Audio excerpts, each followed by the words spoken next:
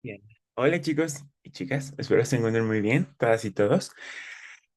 Bienvenidos a una nueva clase de este tercer bloque. Hoy vamos a ver mi tema favorito de toda la inmunología, que es el tema de autoinmunidad. Este es un tema muy preguntable también, junto con hipersensibilidades, pueden que les integren los dos temas. Em, no sé, a mí me encanta este tema una vez que creo que tú lo entiendes y entiendes las bases del por qué.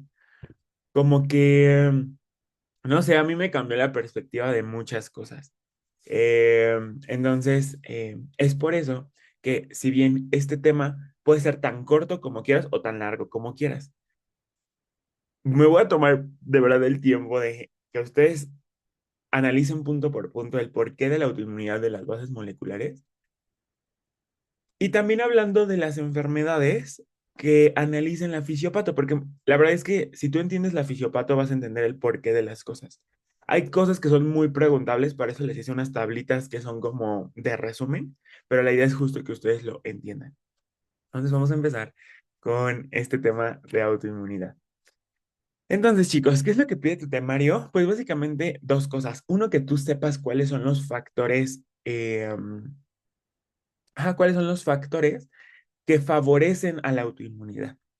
Y por otro lado, vamos a ver algunas enfermedades autoinmunes.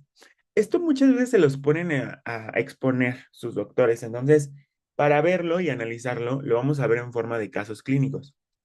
Esto es algo un poco largo, entonces lo vamos a dividir en dos clases. Esta va a ser la primera parte y la siguiente terminamos con las otras enfermedades. Dicho esto, pues vamos a empezar. Muy bien. Entonces, ¿qué es la autoinmunidad? La autoinmunidad propiamente se define como una pérdida de la tolerancia inmunológica. Como se pierde esta tolerancia frente a lo propio, nuestro sistema inmune, ya sea a través de células, o sea, linfocitos T o anticuerpos, va a empezar a atacar a ese tejido que está reconociendo como extraño. Aquí puntos importantes. Esta respuesta es protagonizada por la respuesta inmune adaptativa. La respuesta inmune innata propiamente no te genera, y esto es algo bien importante, no es lo mismo una enfermedad autoinmune que una enfermedad autoinflamatoria. Son cosas completas, bueno, sí, diferentes en su esencia. ¿Por qué? Porque la autoinmunidad es propiamente la respuesta contra antígenos propios. O sea, la respuesta adaptativa es quien está afectada acá. Puede haber participación, puede haber también un desequilibrio de lo innato, sí, pero principalmente aquí el problema es que algo adaptativo se está alterando. ¿Qué pasa con los famosos síndromes autoinflamatorios que vimos un poco el primer bloque? Acuérdate que ahí es propiamente porque tú tienes un, un receptor, algo en tu señalización de la inmunidad innata que hace que la respuesta inflamatoria se esté activando y activando y activando, ¿vale? Como tal, ahí no es que tú estés atacando algo, sino es que hay una inflamación activada frente a muchas cosas. ¿Esto qué es lo que hace? Esto hace que entonces las células lleguen, empiecen a lesionar el tejido. Puede haber autoinmunidad, ahorita vamos a ver el por qué, pero aquí la esencia primaria en los autoinflamatorios es que lo innato es lo que está alterado, ¿vale? Y también no es lo mismo tener autoinmunidad que tener una enfermedad autoinmune. ¿Por qué? Porque para que se lleve a cabo una enfermedad autoinmune como tal, se deben de tener a cabo tres factores que si no están, no vas a tener esa enfermedad. Y ese es el principal mensaje que quiero que ustedes se lleven de esta clase. ¿Qué es lo que ocurre? Básicamente, ¿por qué generamos autoinmunidad? Porque a pesar de que tenemos mecanismos de tolerancia, procesos de restricción en los linfocitos cuando maduran, aparte tenemos tolerancia periférica, ¿por qué alguien puede tener autoinmunidad? Una es la predisposición genética. La otra son los factores inmunológicos y por último los factores ambientales. Deben de estar los tres, chicos, para que alguien tenga una enfermedad autoinmune. Y esto, ¿cómo yo lo puedo trasladar a la vida diaria? Si ustedes escuchan sí, escuchan que alguien les dice que las enfermedades autoinmunes se heredan, eso es falso, ¿vale? O sea, que tu mamá tenga lupus no quiere decir que tú vas a tener lupus. Tienes el riesgo de, y sí, es muy común que padres e hijos tengan enfermedades autoinmunes. Eso o sea, está el riesgo, pero porque lo tenga no quiere decir que forzosamente tú lo vas a desarrollar, ¿vale? Ahorita vamos a ver el por qué. Eh, entonces, vamos a empezar con a ver cada uno de estos, pues de estos escenarios para que, les digo, sobre todo lo analicen más que se lo memoricen. Entonces, vamos a hablar de la predisposición genética. Entonces, ¿qué es lo que ocurre? Básicamente, hay dos formas en la que un individuo puede ser más susceptible de tener una enfermedad autoinmune. Eso es a través de polimorfismos o a través de mutaciones. ¿Qué es cada cosa? Bueno, un polimorfismo, chicos, es algo normal que existe en el cuerpo. O sea, de hecho, se dice que nosotros compartimos el 90% de los genes. O sea, todas las personas que estamos aquí reunidas tenemos el 90% de los genes iguales. ¿Por qué? Porque tenemos que codificar para las mismas cosas, para la colágena, para la queratina, para cualquier proteína del cuerpo. Ese 10% que resta se conoce como polimorfismos.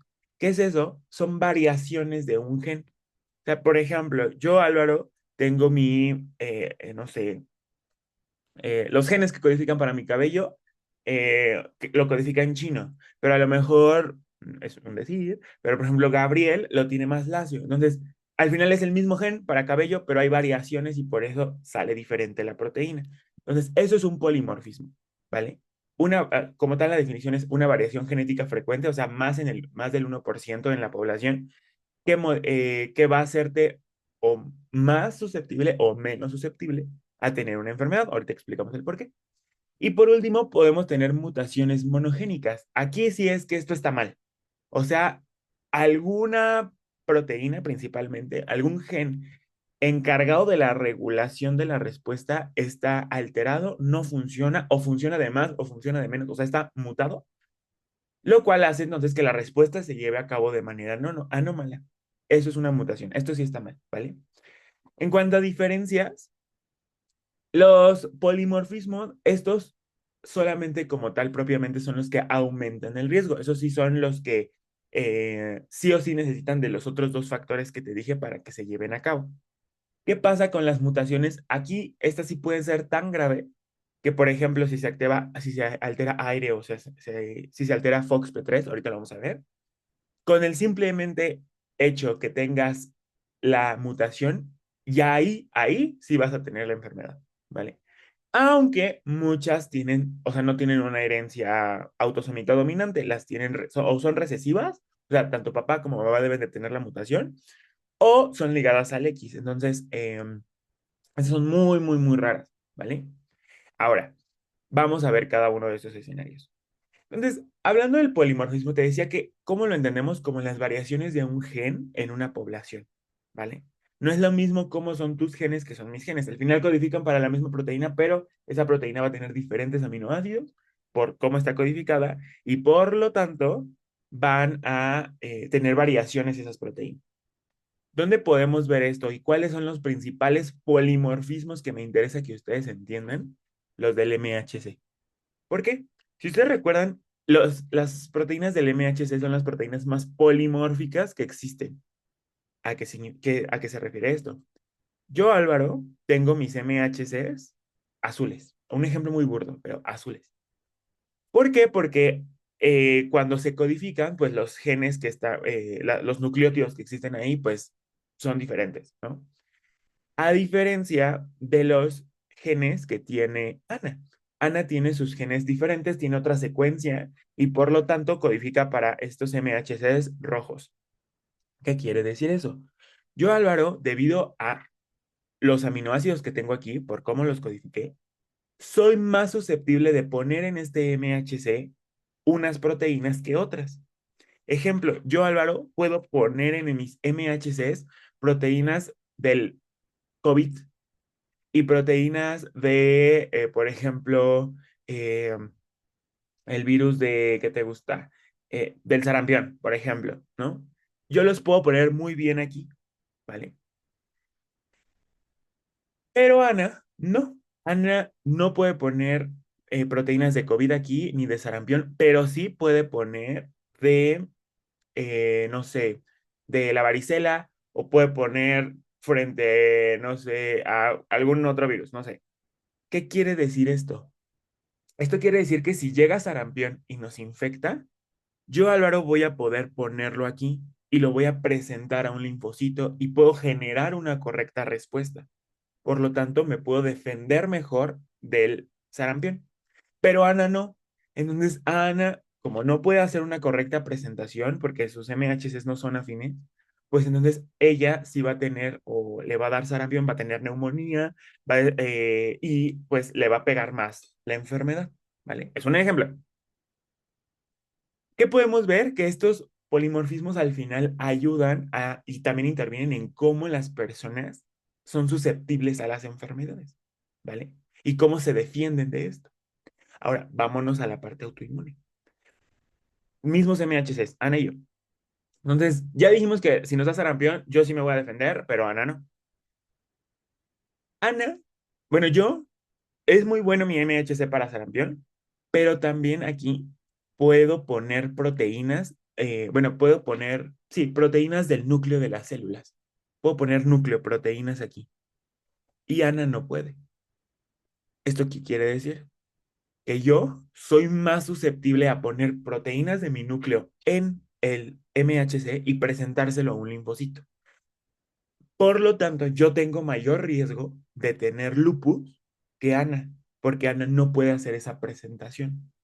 Entonces, esos polimorfismos, el qué polimorfismo tú tengas, qué tipo de MHC tengas, va a aumentar o va a disminuir el riesgo de la enfermedad que puedas padecer. Ojo, estas no son mutaciones y esto quiero que lo entiendan, por favor, porque no saben cuántas veces he estado en conferencias, en exposiciones, en un montón, en pláticas, y cuando hablan de enfermedades autoinmunes dicen, no, pues esta enfermedad autoinmune se asocia a la mutación del HLA-DRB1. No, no, esos no son mutaciones, son polimorfismos. Eso quiere decir que si alguien tiene ese MHC, es más susceptible a tener entonces la enfermedad, pero no es que esté mutado, es que es lo que te tocó, ¿vale? Eso, por favor, quiero que lo entiendan porque no saben cómo me estresa escuchar eso, ¿vale? Entonces, eso es el porqué del polimorfismo, ¿vale? Entonces te decía, los principales polimorfismos asociados a la predisposición a enfermedades genéticas, a enfermedades autoinmunes, son los genes del MHC. ¿Por qué? Por un lado, porque pueden presentarte antígenos propios. Si tú tienes esa capacidad, entonces es más probable que tú actives un linfocito, ¿vale? Y por otro lado, porque acuérdate que al momento de que existe la maduración de los linfocitos, se les enseña con el MHC antígenos propios. ¿Qué es lo que pasa? Si tu MHC no puede poner antígenos propios, nunca le vas a enseñar entonces al linfocito ese antígeno. Y entonces no te puedes dar cuenta si tu linfocito es o no autorreactivo contra ese antígeno porque nunca se lo presentaste. Entonces, eso es básicamente el porqué de el que el MHC te haga más susceptible a estas enfermedades. Y te digo, es muy común que tú cuando estudies una enfermedad veas que hay MHCs, polimorfismos del MHCs asociados a las enfermedades. El más estudiado de todos es, por ejemplo, HLA-B27. ¿Qué es esto? Las personas que tienen este tipo de MHC, HLA-B27, esta variante, se dice que tienen el 100% de probabilidad de tener espondilitis anquilosante. La espondilitis anquilosante es una eh, enfermedad autoinmune que afecta el esqueleto axial.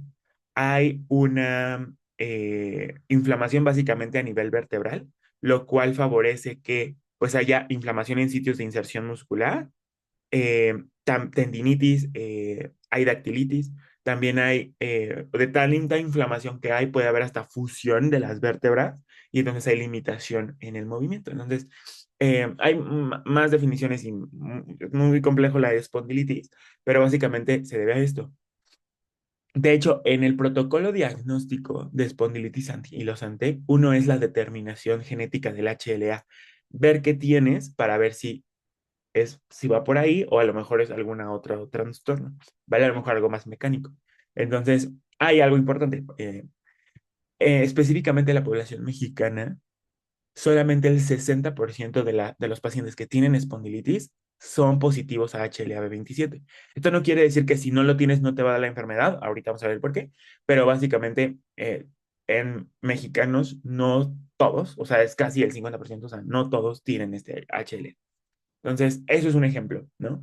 Otros, por ejemplo, el HLA-DR5. Si tú tienes este, es más probable que tú puedas presentar antígenos derivados de tu tiroides y por lo tanto tienes mayor susceptibilidad a tener tiroiditis de Hashimoto.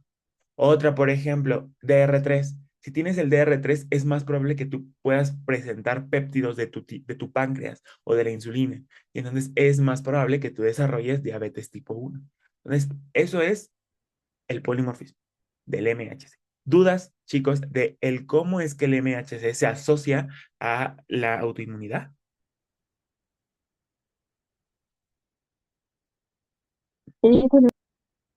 Ay, ¿cómo? Ah, no, va perfecto, muy bien.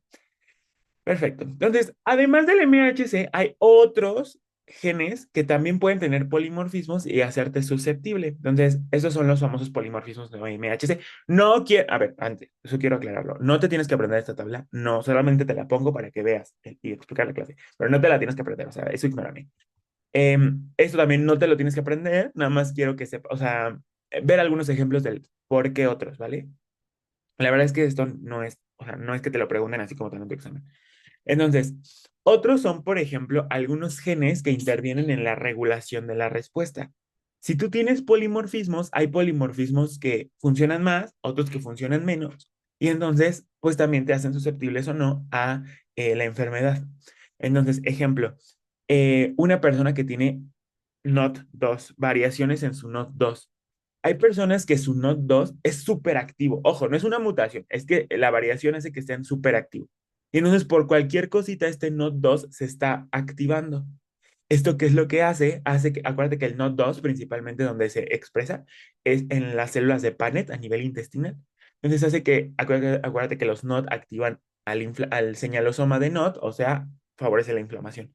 Entonces esto hace que la activación de la respuesta innata se active, se active, se active, se active y tengas inflamación a nivel intestinal. Y esto es puede predisponerte a una enfermedad que se llama enfermedad de Crohn, que como tal es un síndrome autoinflamatorio, pero ve cómo es que al tener polimorfismos puedes tener más susceptibilidad a esto.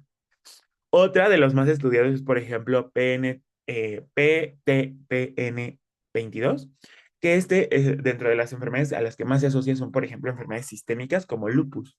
Cuando vean LEG, esto significa lupus, ¿vale? Entonces, ¿qué es esto? Como tal, esta proteína es un regulador en la cascada de señalización, es un regulador de toda esa cascada del TCR que se genera. Si esta proteína está muy presente, básicamente lo que hace es como ponerle un freno a la activación del linfocito T. Y entonces el linfocito necesita una señal más potente para que se active.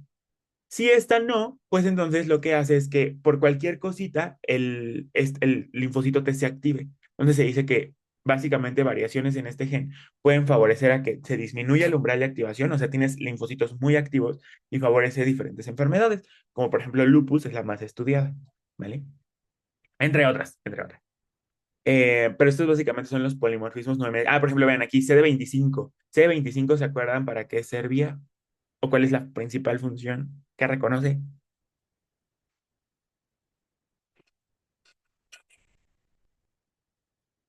Interleucina 2, ¿no? Es el receptor de alta afinidad para la interleucina 2, que acuérdate que sirve para la expansión clonal. Entonces, si tú tienes variaciones, por ejemplo, en esta proteína, puede que con tantito interleucina 2 ya se activó, ya hizo expansión clonal tu linfocito. Entonces, quienes tengan esta variación, pues son más susceptibles a activar linfocitos autorreactivos. Entonces, a esto se refiere, ¿vale? Ahora, ahí vean, este es uno de mis artículos favoritos. ¿Qué es lo que ocurre? Recientemente se descubrió que justo había una niña, creo que tenía como 11 años, o sí, no es cierto, tenía 7 años. ¿Qué es lo que pasaba con esta niña? Pues descubrieron que desarrolló lupus a los 7 años. Entonces dijeron, ah, caray, pues aquí hay algo como extraño, porque normalmente las personas que tienen lupus son personas en edad fértil. Entonces, ¿por qué esta niña, siendo una niña, tiene lupus? Y ahí hicieron varios estudios y vieron que esta niña tenía una mutación. tenían una mutación específicamente en un residuo de tirosina de su TLR7. Y entonces, como estaba mutado, hacía que tuviera la enfermedad. Esto cuando veamos lupus, les voy a explicar qué onda con los TLRs, porque eso fue mi protocolo del servicio social. Eh, pero, ¿qué es lo que pasa? Básicamente, para comprobar esto, hicieron que en un ratón se tuviera la misma mutación. A este modelo se le llama modelo Kika. Entonces, ese ratoncito le inducían esa mutación y veían que desarrollaba lupus. Y cuando le quitaban la mutación, se quitaba la enfermedad. Entonces, se ha visto entonces que pues hay mutaciones propiamente que te favorecen esa enfermedad. Una de las más recientes, porque esto tiene apenas 2021, que se publicó, fue el TLR7 en lupus. Ahora, ¿qué onda con las mutaciones? Bueno, como tal, ay, no,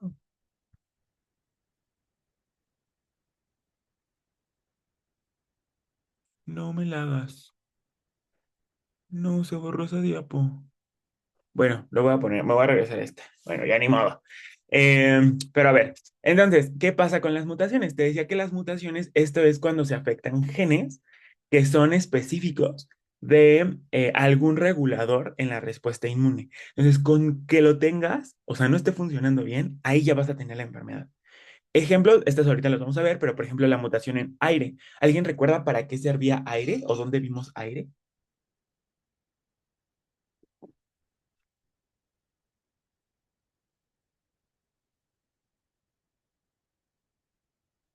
En la selección negativa. Acuérdate que este lo que hace es expresar antígenos que son de otros lugares del timo para que se le presenten a los linfocitos y vea si, que no sean autorreactivos.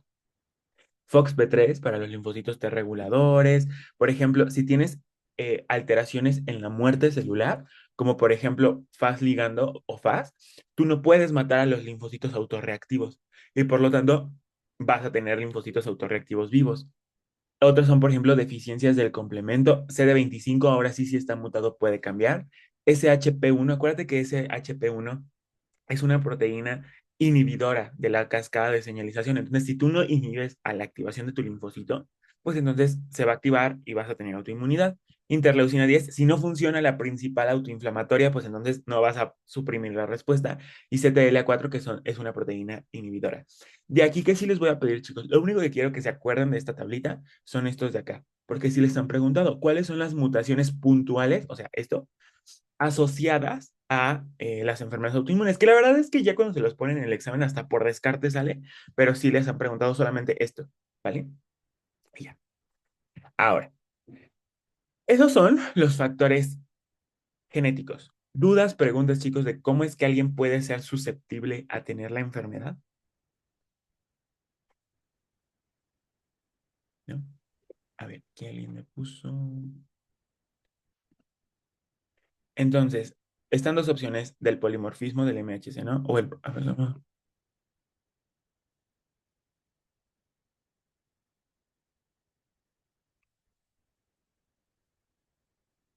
Ah, ya, justo. O sea, el MHC contribuye con dos cosas. Exacto, ese es el cómo, o sea, como para resumen, el cómo el MHC contribuye a que tú tengas en la predisposición.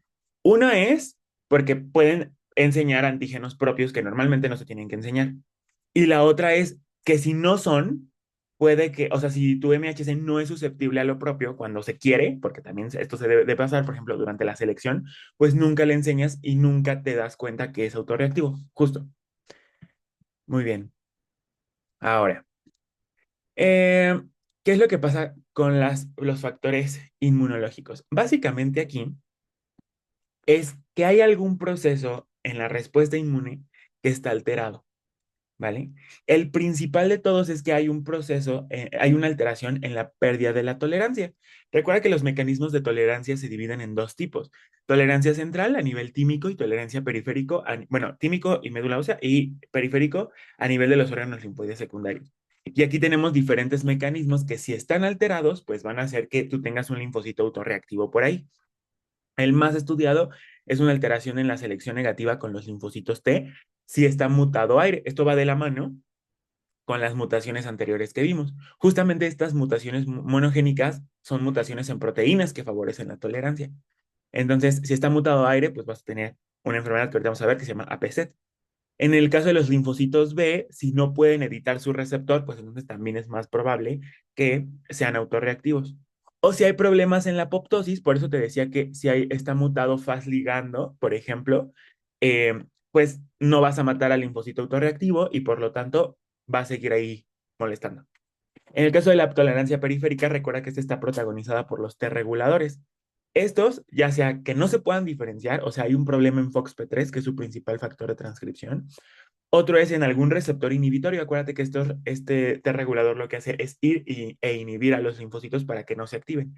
Si no tienen esa capacidad, pues entonces no van a eliminar al autorreactivo, ya sea porque esté mutado CTLA4 o PD1, que acuérdate que también manda señales inhibitorias.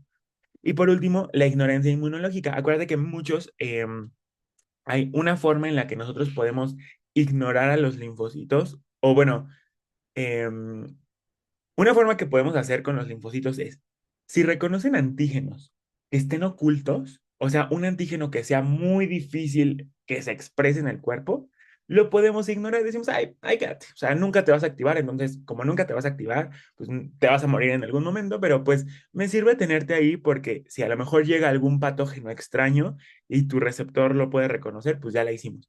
Entonces, eso es ignorancia inmunológica. Ahorita vamos a ver por qué eso es importante en el contexto ambiental. O muchas veces lo que hacemos es decirle, ¿sabes qué? Pues ahí quédate, pero te voy a poner en anergia. O sea, lo que hacemos es que nunca se pueda activar porque le cortamos los dominios ITAM y pues ya nunca te va a generar problema. Si hay algún problema en esta inducción de estados, pues entonces el linfocito va a seguir sobreviviendo y puede activarse, ¿vale?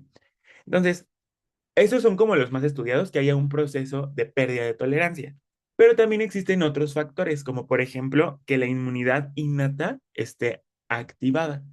Esto es lo que pasa, por ejemplo, en el lupus. Te decía, hay una mutación en el TLR7, hace entonces que tu inmunidad innata esté activada y esto contribuye, por ejemplo, a un aumento en la producción de interferones. Hay muchas enfermedades autoinmunes en donde hay una producción excesiva de interferón. ¿Y por qué es importante? Porque el interferón puede favorecer respuestas humorales. Por ejemplo, lupus es la más conocida, esclerosis sistémica, miopatías inflamatorias, son escenarios en donde lo innato está súper activado y te favorece la activación de estos linfocitos autorreactivos. Otra, por ejemplo, es el complemento. Pacientes que tienen alteraciones en el complemento, ya sea que esté deficiente o que se acumule, o sí, deficiente, te puede propiciar a dos cosas. Uno, acuérdense que el complemento lo que hace es favorecer la eliminación de inmunocomplejos. Entonces, si tú tienes deficiencias en el complemento, no vas a eliminar inmunocomplejos y puedes tener hipersensibilidades de tipo 3. Ahorita vamos a ver qué onda con el lupus. Entonces, también el complemento, si está deficiente, puede también favorecer enfermedades autoinmunes. Y por último, la desregulación del perfil de linfocitos. ¿Esto qué significa? Normalmente en la respuesta contra ciertos antígenos hay un perfil de linfocitos aumentado. Normalmente contra antígenos ambientales, los linfocitos que más se aumentan son los T reguladores, porque no queremos que eso se ataque. Pero hay en algunas enfermedades en donde hay una alteración en este cambio y tienes linfocitos de otro tipo expandidos. Por ejemplo, en artritis reumatoide vas a tener un aumento en la producción de linfocitos TH1. En lupus, por ejemplo, vas a tener una producción excesiva de TH2. Entonces, ¿qué quiere decir esto? Que tú tienes un cambio en el perfil de linfocitos que se expresa y esto favorece también que la enfermedad se cronifique, ¿vale? ¿Dudas de esto, chicos? No. Va, muy bien. Dicho esto, algo que pide tu temario es que nosotros analicemos un grupo de enfermedades que se conocen como síndromes poliglandulares autoinmunes. ¿Qué es esto? Básicamente son un grupo de enfermedades en donde los pacientes tienen varias enfermedades autoinmunes al mismo tiempo. ¿Y esto por qué? Porque hay alguna alteración en estos reguladores de la tolerancia, ¿vale? Son básicamente cuatro tipos, aunque hay más. El único que tenemos que ver es el tipo uno. Hay como criterios para saber si es tipo uno, 2, 3 o 4. ¿Cuáles son? Los del tipo uno van a desarrollar esta triada que ahorita vamos a ver, que es candidiasis, hipoparatiroidismo y enfermedad de Addison. Los de tipo 2 tienen enfermedad de Addison, tiroiditis y diabetes tipo uno. Los del 3 solamente tienen tiroiditis y otra enfermedad autoinmune. Y el 4 es básicamente cualquier enfermedad autoinmune que no sea estas de acá, ¿vale? La que nosotros, y sí se tienen que aprender, es la tipo uno. ¿Cómo es la tipo uno? Bueno, este síndrome poliglandular autoinmune tipo uno recibe el nombre también de APZ. ¿Qué significa APZ? Poliendocrinopatía autoinmune candidiasis distrófica, ¿vale? Eso es lo que significa. ¿Y qué es lo que pasa aquí? Básicamente es una enfermedad súper rara, rarísima, porque se da por una mutación puntual en un gen. Esta mutación es el gen de aire. Acuérdate que aire, ya habíamos dicho, es que el que favorece la selección negativa. Entonces, básicamente, ¿qué es lo que ocurre? Tú no expresas correctamente aire o no funciona bien. Y esto hace entonces que los linfocitos, bueno, que a nivel del timo no puedan expresar antígenos que vienen de afuera. Y por lo tanto no puedes ampliar el repertorio de antígenos que le enseñas a tus linfocitos y no te aseguras que no sean autorreactivos contra lo de afuera, ¿vale? Es una mutación autosómica recesiva. Aquí la clave que es un proceso de alteración de la tolerancia central, porque acuérdate que este proceso se da en el timo, ¿vale? ¿Qué va a traer como consecuencia? Se tiene esta triada característica que es la triada de Whittaker. ¿En qué consiste esta triada? Básicamente, el paciente puede producir anticuerpos contra todo, linfocitos autorreactivos contra lo que sea y empieza a atacar muchos órganos del cuerpo. Normalmente, lo que más se ataca son glándulas endocrinas. ¿Alguien se le ocurre el por qué? ¿Qué producen las glándulas endocrinas y de qué están hechas que favorece que eso sea más peligroso?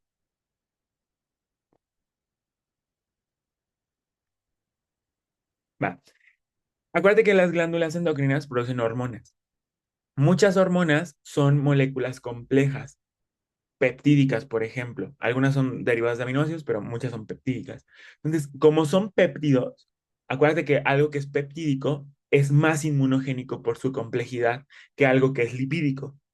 ¿Esto qué es lo que hace? Que normalmente esos sitios que producen proteínas complejas sean los que se ataquen principalmente.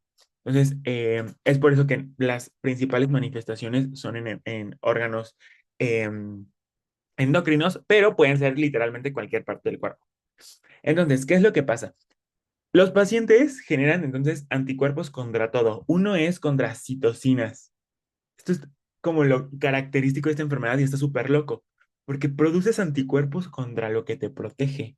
Entonces, una de ellas, las citocinas a las que más se atacan y no dejan que funcionen, son la interleucina 17 y la interleucina 22. Pregunta para ustedes.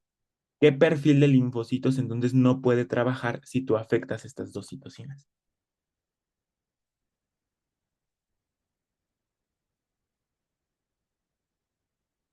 Los 17.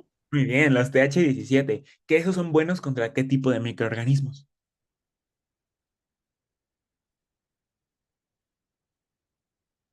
Ya vimos eso. Microorganismos extracelulares, hongos. Entonces los pacientes, como generan anticuerpos contra esto que te protege contra hongos principalmente, tienen candidiasis mucocutánea, ¿vale? Entonces esa es la primera manifestación que se tiene durante la infancia. Son niños que a los 5 años empiezan con candidiasis. Uno podría pensar que esto es por una inmunodeficiencia, que sí, pero es porque hay autoinmunidad contra lo que te defiende. Eso está bien loco. La otra es que generan anticuerpos contra el receptor sensor de calcio. ¿En qué células se expresa el receptor sensor de calcio, chicos? Paratiroides. Entonces, generan hipoparatiroidismo, empiezan a atacar a su tiroides. Entonces, si tienen hipoparatiroidismo, pues, oye, no van a producir PTH, hormona paratiroidea, y no van a poder elevar su calcio en sangre. O sea, tienen datos de hipocalcemia. Entonces tienen alteraciones neurológicas, alteraciones, muchos se mueren debido a la hipocalcemia por las alteraciones cardíacas que tienen. Entonces, esos son los segundos. Esto normalmente a los 5 entonces empiezan con la candidiasis, a los 10 años más o menos empiezan con hipoparatiroidismo y a los 15 años empiezan con insuficiencia suprarrenal. ¿Qué es esto? Empiezan a atacar ahora su glándula. suprarrenal, específicamente porque producen anticuerpos contra la 21 alfa hidroxilasa. ¿Qué es lo que va a pasar entonces? Como los pacientes atacan a su glándula suprarrenal, no van a producir hormonas de la glándula suprarrenal, principalmente cortisol y mineralocorticoides, como la aldosterona. Eh, a esto se le conoce como enfermedad de Addison. Entonces, esa es como la triada característica, ¿vale? De aquí que te pueden preguntar, lo que más les pueden preguntar es cuál es la mutación y qué tolerancia es la que está afectada. La verdad es que nunca he visto que les pongan el cuadro clínico o cuáles son los anticuerpos, pero pues bueno, yo les enseño para la vida. Entonces, esto está bastante interesante. Ahora, ¿dudas de APZ, chicos, de en qué consiste? ¿No? Vale. Entonces, ¿qué es lo que pasa aquí? Normalmente estos pacientes, ¿qué es lo que necesitan para sobrevivir? Van a necesitar, pues, o sea, eh, atender a cada enfermedad. Hay pacientes que son o se ven beneficiados en este tipo de enfermedades de trasplante de médula ósea. ¿Por qué? Porque tú le trasplantas médula ósea de alguien que sí tiene estos genes bien y pues ya, o sea, produce células buenas que no le estén dando como este conflicto. ¿Cuál es lo malo? Lo malo que estos no son respondedores a... eh, ¿Por qué creen que estos pacientes no sean respondedores a trasplante de médula ósea, chicos? ¿Dónde está el problema? ¿En qué órgano?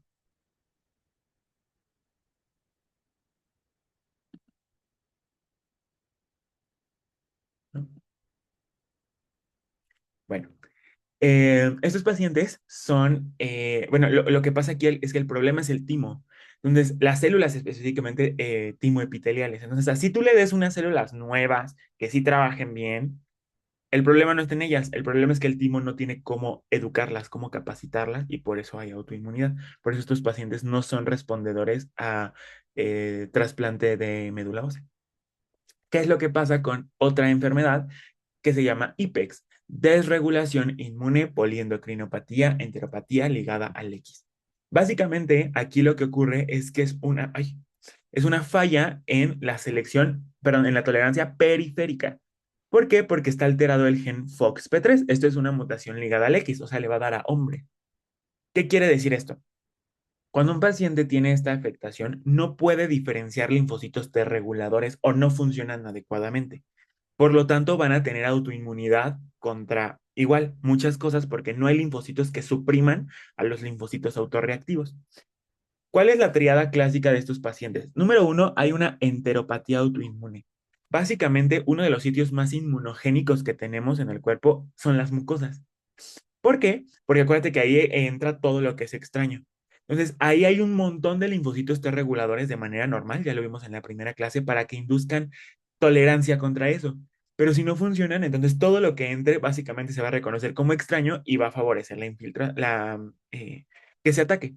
Entonces, por eso tienen esta enteropatía autoinmune. Como hay mucho antígeno para ellos adentro del intestino, pues van a llegar muchos linfocitos, este infiltrado, a atacar, lo cual atrofia las vellosidades, hay problemas de absorción, diarrea crónica y mala absorción. Eso es en lo cómo se manifiesta esta enteropatía.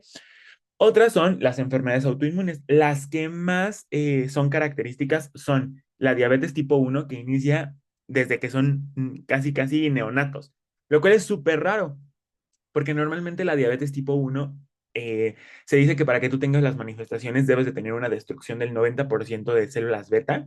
En este caso, y eso se logra más o menos como entre los al menos 8 años, o sea, cuando van en la secundaria, pero no.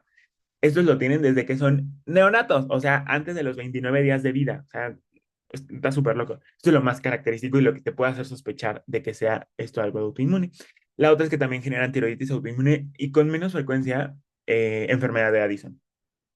Ahora, ¿cuál es la diferencia aquí? O sea, porque si te das cuenta, esto se parece un poquito a lo que vimos en APZ.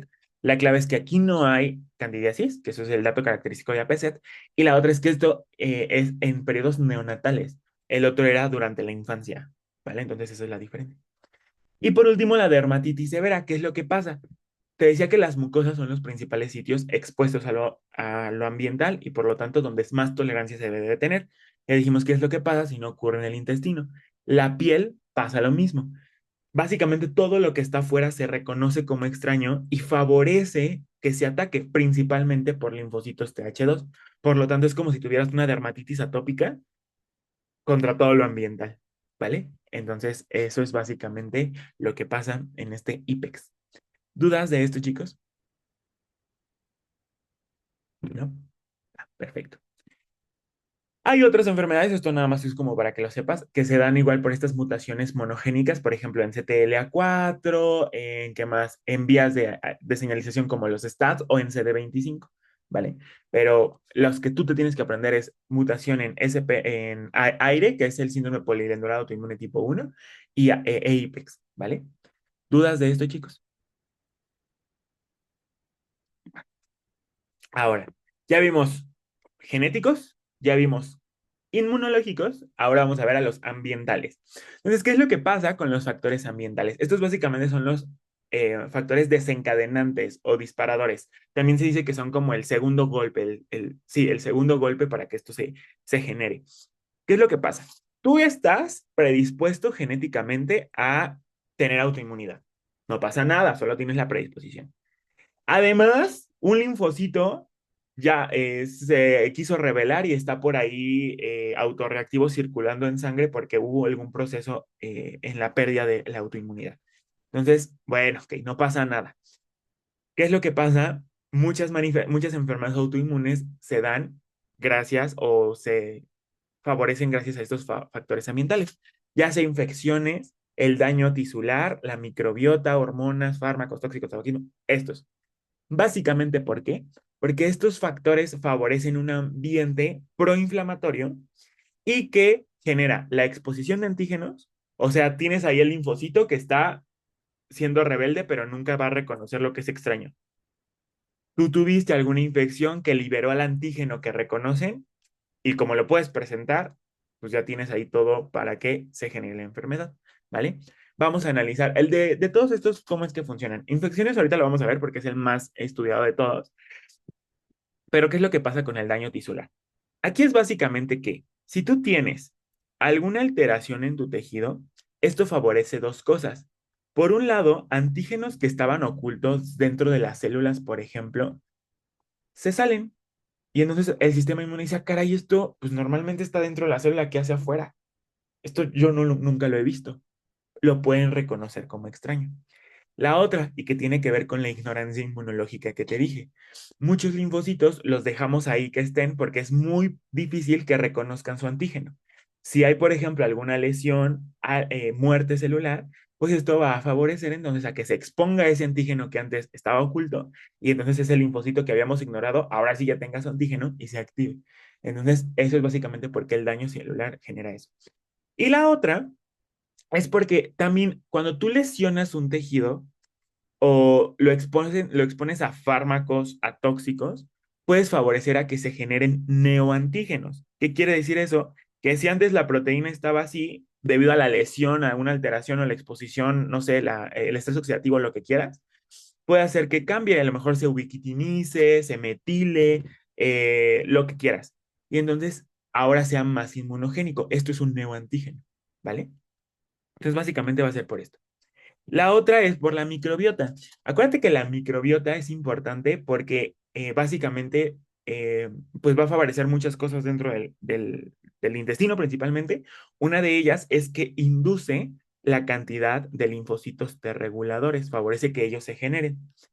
Si tú tienes una disbiosis, o sea, alguna alteración en tu microbiota y de repente empiezan a crecer bacterias que no, pues entonces ya no va a haber T reguladores y se van a producir fenotipos proinflamatorios como los TH17. Y entonces eso favorece a un ambiente que contribuye a la autoinmunidad, ¿vale? También la dieta incluye aquí, si tú tienes una dieta rica en radicales libres, sí, en algo que favorezca esta desregulación, que vas a generar este cambio en el perfil de linfocitos. En cuanto a las hormonas, creo que este también es uno de los principales que tienen que recordar. Y esto es principalmente por los estrógenos y la vitamina D. Entonces, ¿qué es lo que tienen que ver aquí los estrógenos? Los estrógenos tienen un papel proinflamatorio o que favorece la respuesta inmune. ¿Esto por qué? Los estrógenos favorecen la vida de los linfocitos B y su activación. Entonces, es por eso que las mujeres, pregunta de examen, son las que tienen o donde más prevalencia hay de enfermedades autoinmunes, porque propiamente la acción de los estrógenos es lo que hace esto, ¿vale? Entonces eso es uno propiamente por el efecto proinflamatorio que tienen los estrógenos. La testosterona, a diferencia, tiene efectos más antiinflamatorios. Por lo tanto, no es tan común, sí pasa, hay unas que son más comunes en hombres, pero lo más común es que esto sea en mujeres. Son quienes más predisposición tienen. El tabaquismo por muchas razones, principalmente porque favorece el daño tisular, el estrés oxidativo y genera neoantígenos, ¿vale? Esto es importante, por ejemplo, en enfermedades como artritis reumatoide, que es el principal factor de riesgo, o en enfermedades tiroideas principalmente. Ahorita vamos a ver por qué. Y ya, básicamente esos son como el porqué de estos factores ambientales, ¿vale? ¿Qué es lo que pasa con las infecciones? En el caso de las infecciones, contribuyen a autoinmunidad por estos cuatro motivos principalmente.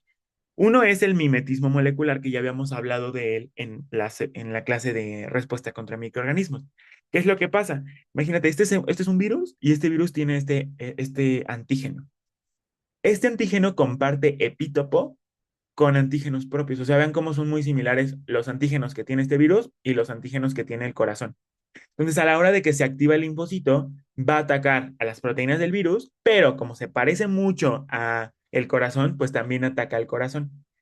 Cuando hay similitud entre dos epítopos, a esto se le llama mimetismo molecular. Y cuando un linfocito ataca a lo que es propio, porque se parece a lo que es impropio, a esto se le llama reacción cruzada, ¿vale? O reactividad cruzada. Entonces, esa es la principal forma en la que las infecciones pueden generarte. Es muy común que pacientes estén sanos toda su vida, pero de repente pasó mucho en el COVID, les dio COVID y empezaron con manifestaciones autoinmunes, tiroiditis, ¿vale? Porque por esta similitud, ¿vale? Esto que se conoce como activación bystander, esto básicamente es que tú tienes una inflamación que es persistente. Es persistente, persistente, persistente. Eso favorece a que se estén generando un estado proinflamatorio, ¿vale? ¿Por qué es importante esto? Acuérdate que para que haya una respuesta adaptativa, debe forzosamente de haber coestimulación. ¿Y qué se necesita para que haya coestimulación? Que la inmunidad innata se active. Entonces, a lo mejor tú tienes tu linfocito autorreactivo, puedes presentarle antígenos, pero nunca lo vas a coestimular. Si de repente hay una inflamación crónica, vas a estimular la expresión de estos coestimuladores y entonces ahora sí, ya tienes los dos hits para activar ese linfocito, ¿vale? Entonces, esto es como una activación silenciosa. La otra, y la que también habíamos visto en la clase de respuesta contra microorganismos, es por los superantígenos. ¿Qué efecto tienen los superantígenos, chicos?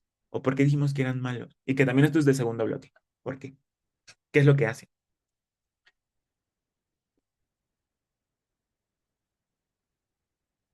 ¿Qué favorecen?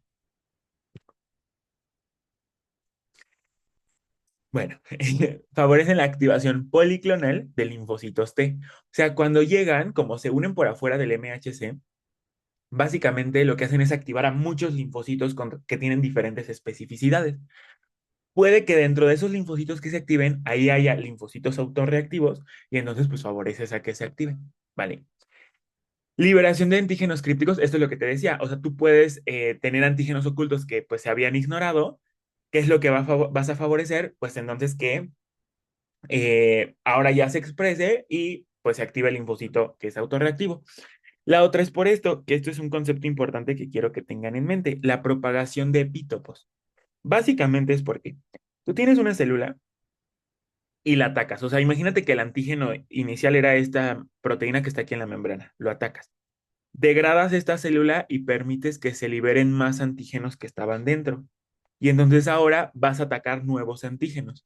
Esto es la propagación de epítopos, o sea, que a la hora de que tú atacas algo, generas más antígenos que atacar.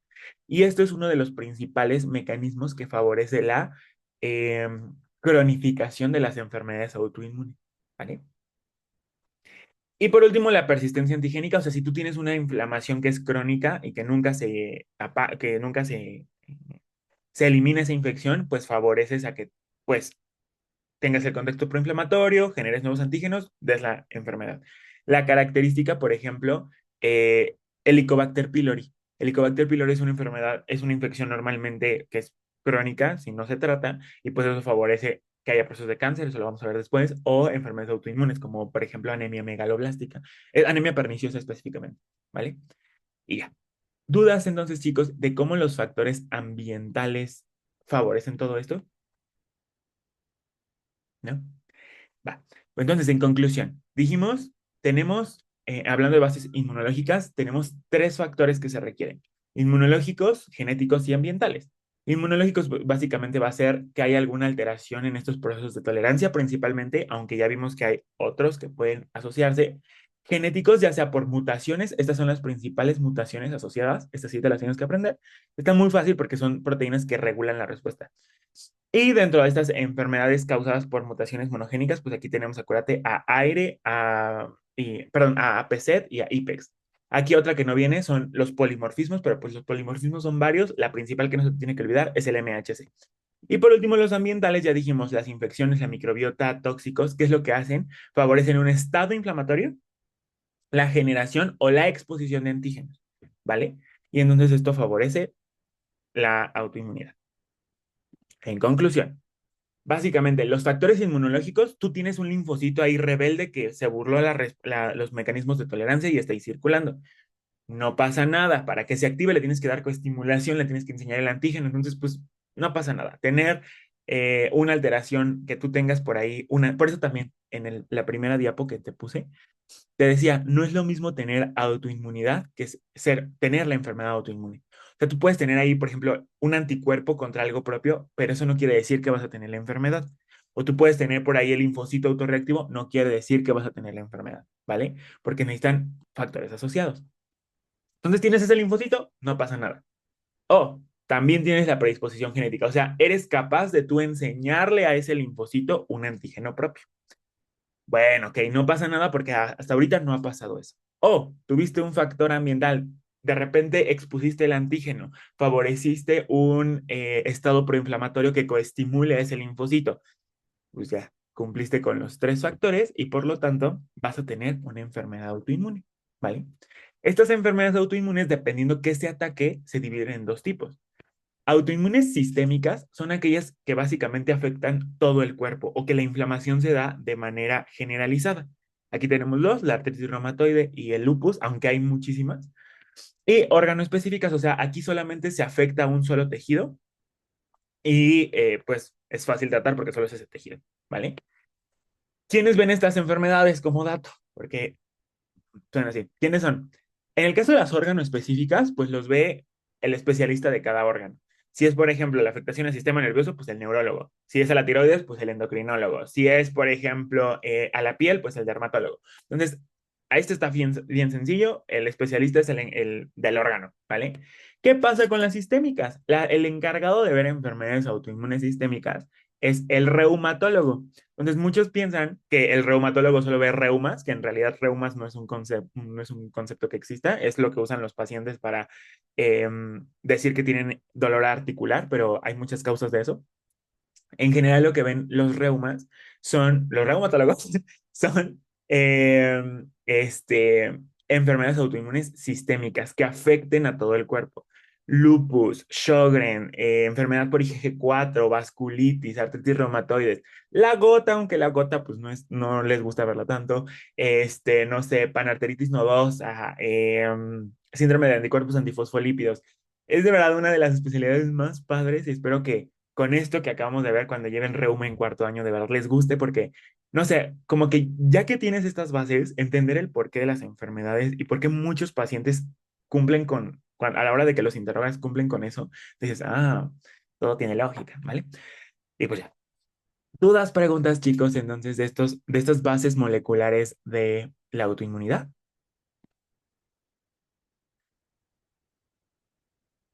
¿No? Perfecto. Entonces, ahora lo que pide ver tu temario es ver a diferentes enfermedades autoinmunes sistémicas y órgano-específicas.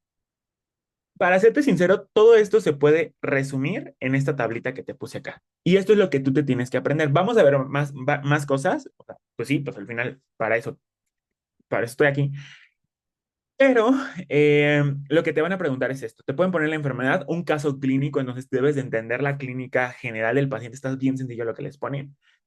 ¿Cuál es el antígeno diana? O sea, ¿qué es lo que se está atacando? Esto siempre lo pregunta. ¿Y qué mecanismo de daño se genera? Básicamente, cuando tú tienes una lesión, un daño, se genera una reacción de hipersensibilidad. Entonces, saber qué tipo de reacción de hipersensibilidad es la que se está generando. Por eso les digo que este tema suelen integrárselo con el tema anterior. O sea, deben de quedar súper bien estos dos. La clínica aquí te puse como datos así pivote que son súper característicos de ellos y algunas notas que yo considero importantes y que son claves en esta fisiopatología de la enfermedad, ¿vale? Digo, te la dejo de resumen, lo que quiero yo es entender esto. Entonces, para verlo, vamos a verlo en forma de casos clínicos, ¿vale? Pero pues yo creo que ya se nos hizo un poco tarde, entonces vámonos a un break. Son las 11:33:45. Regresamos a las 11:45, ¿vale? Estírense, ahorita nos vemos.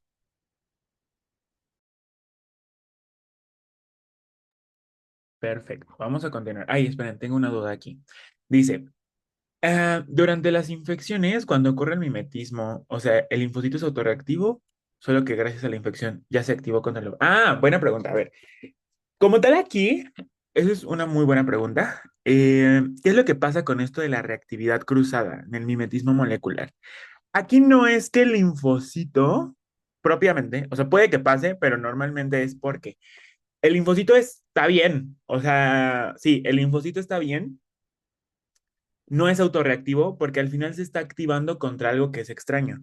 Solo que como que a la hora de que se parece, termina atacando algo que es propio. Pero él está pensando que esto es esto, porque se parece, ¿vale? De hecho, muchas enfermedades que son causadas por mimetismo molecular se quitan después del cuadro infeccioso, ¿vale? O después de que das como el inmunosupresor y ya. Estas no tienden a cronificarse tanto. Un ejemplo típico es, por ejemplo, la fiebre reumática. ¿Qué es lo que pasa en la fiebre reumática? Acuérdate, tienes una infección por piógenes, se atacan las proteínas de piógenes, pero como hay similitud con el corazón, pues entonces terminas haciendo esta fiebre reumática.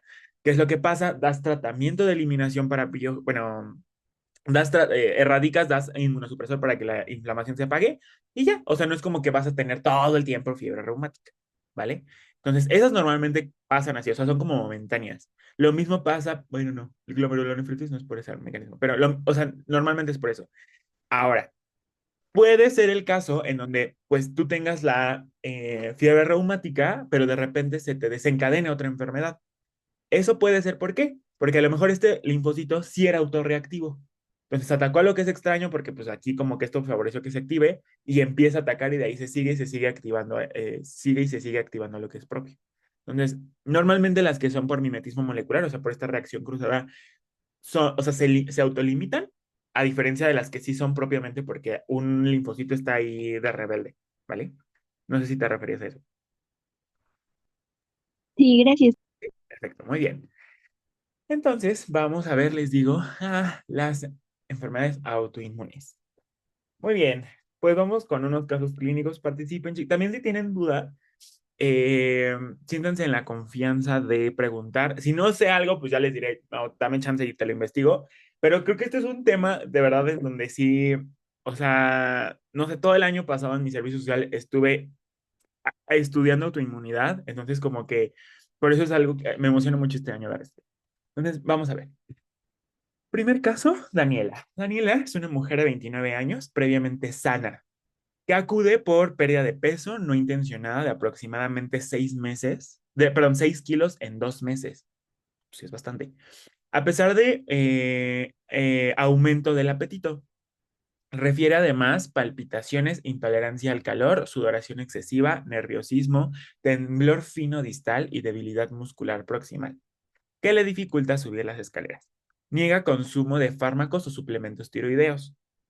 Como antecedente familiar, su madre padece de lupus eritematoso generalizado. Entonces, aquí, ¿qué podemos analizar? Número uno, pues está perdiendo peso. Cuando alguien pierde peso, o es cáncer, o pues tiene algo ahí que está aumentando el metabolismo. Esto lo más probable es que esté su metabolismo alterado porque te dice que sí tiene apetito. Normalmente los pacientes que tienen cáncer no tienen apetito, eso es algo característico. ¿Por qué? Porque o ya sea que esta pérdida de peso se dé por un problema obstructivo, o sea, esté comprimiendo a nivel de tubo digestivo, y además por la inflamación que se tiene, provoca esta anorexia. Eh, Aquí importante, tiene palpitaciones, o sea, tiene aumentada la frecuencia cardíaca, intolerancia al calor, o sea, ella propiamente está generando calor y pues con tantito calor, además, como que ya lo siente insoportable a pesar de que esté en condiciones normales. Suda mucho. Ok, aquí sí hay que enfatizar si es sudoración en la noche o sudoración en el día, porque si tienes pérdida de peso y además sudoración en la noche, a lo mejor te habla de síntomas B, que eso es un grupo de síntomas que se dan en algunos cánceres hematológicos. El temblor fino, o sea, tú le ves, o sea, las manos y está así, o sea, finito. Eso es temblor fino. Y debilidad muscular.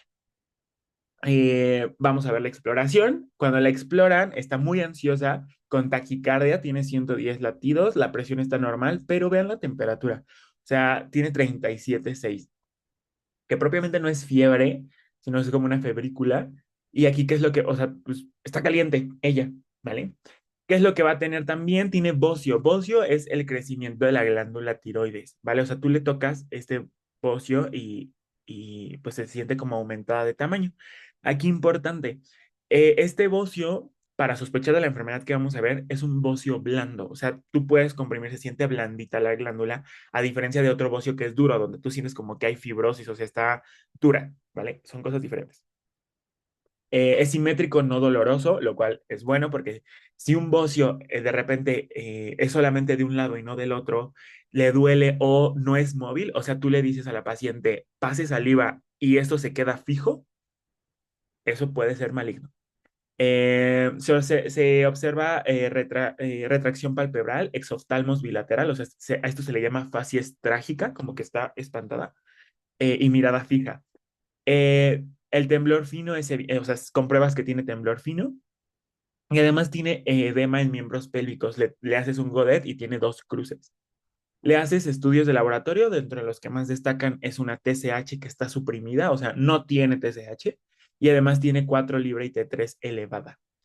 Le hacen un gamagrama, o sea, aquí se saltaron varios pasos porque lo principal a veces se le hace un ultrasonido primero y dependiendo de cómo salga le haces el gamagrama, pero bueno, le hicieron el gamagrama y revelan captación aumentada de yodo, o sea, vean cómo todo está crecido, todo esto que ven ustedes aquí oscuro es que es la glándula activa captando. ¿Vale? Esto lo hacen para ver qué zona es la que está funcionando. Muchas veces cuando es un nódulo tiroideo, solamente es como una pequeña región en la que capta, pero aquí es todo, es un crecimiento difuso, que es lo que tiene. Bueno, lo que tiene esta paciente es una enfermedad llamada enfermedad de Graves. ¿Qué es lo que pasa en la enfermedad de Graves? Puntos que así te tienes que saber a la perfección de cada enfermedad que veamos. Número uno, ¿cuál es el antígeno diana y qué hipersensibilidad se está dando? ¿Vale? Entonces aquí el antígeno diana es el receptor de TSH. ¿Qué es lo que ocurre? Tú produces anticuerpos contra este receptor de TSH, lo cual favorece, o sea, estimula al receptor y favorece que este folículo tiroideo empiece a producir y producir hormonas, ¿vale? ¿Qué es lo que te va a dar como consecuencia un hipertiroidismo primario? ¿Cómo sabes que algo es hipertiroidismo primario? Porque la afectación es la glándula. O sea, como se está activando mucho, vas a tener alta producción de T4 y de T3.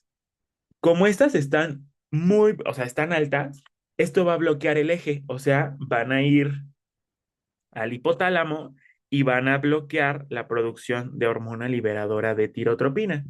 Y como no hay hormona liberadora de tirotropina, pues también va a bajar la producción de hormona estimulante de tiroides, ¿vale?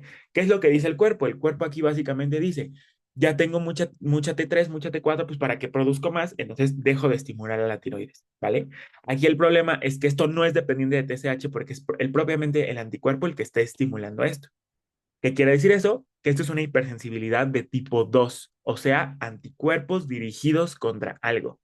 Y te dije en la clase pasada, cuando tú hables de una hipersensibilidad de tipo 2, tienes que ponerle apellido, decir específicamente por qué mecanismo, porque puede ser opsonización y fagocitosis, puede ser inflamación por complemento, puede ser alteración funcional, entonces le tenemos que poner un apellido. ¿Cuál es? Es una alteración funcional. Acuérdate que es un anticuerpo que se une a un receptor y específicamente en este contexto lo estimula, ¿vale? Entonces, pues hace que este tenga hiperfunción de la glándula. Eh, ¿Qué es lo que pasa? Como tú estás estimule y estimule y estimule a esta glándula, pues entonces los folículos empiezan a crecer y hasta se hipertrofian. Entonces hay hiperplasia, hipertrofia del folículo, lo cual hace que haya bocio, por eso sienten, por eso la glándula tiroides crece y pues te va a dar síntomas de hipertiroidismo. De hecho, esta es la principal causa de hipertiroidismo en países donde sí se suplementa la sal. En otros casos es, no, esa es la principal, la causa autoinmune. Eh, ¿Qué más? Esto de aquí son los factores que habíamos visto, los genéticos y los ambientales. No te los tienes que aprender. No te preocupes por eso, solamente te los doy porque luego hay doctores que luego en sus expos sí les pone que vean esto, entonces vamos a explicar un poquito de esto. Entonces, hablando del HLA-DR, si tú tienes este polimorfismo, es más probable que presentes antígenos de esto, ¿vale? Y por otro lado, tabaquismo, consumo de yodo y posparto. Aquí el consumo de yodo es lo que más se asocia. ¿Por qué? Porque si tú tienes un consumo, ya sea aquí, hay bibliografía que dicen que o mucho o poco, pero ¿qué es lo que pasa? Si tú tienes un alto consumo de yodo, ese yodo se puede ver como inmunogénico. Y entonces, ¿dónde hay utilización de yodo? Aquí. Por lo tanto, favorece entonces que se vea esto como peligroso y se empiece a atacar, ¿vale? Y por último, el posparto. Es muy común que pacientes después de el embarazo empiecen con enfermedades autoinmunes. El lupus, por ejemplo, o enfermedad de Graves es lo más común, ¿vale? ¿Esto por qué? Durante el embarazo, algo que aumenta, ya habíamos, ¿qué pregunta para ustedes? Porque eso ya lo habíamos visto. ¿Cuál es el perfil de linfocitos que aumenta en el segundo trimestre del embarazo?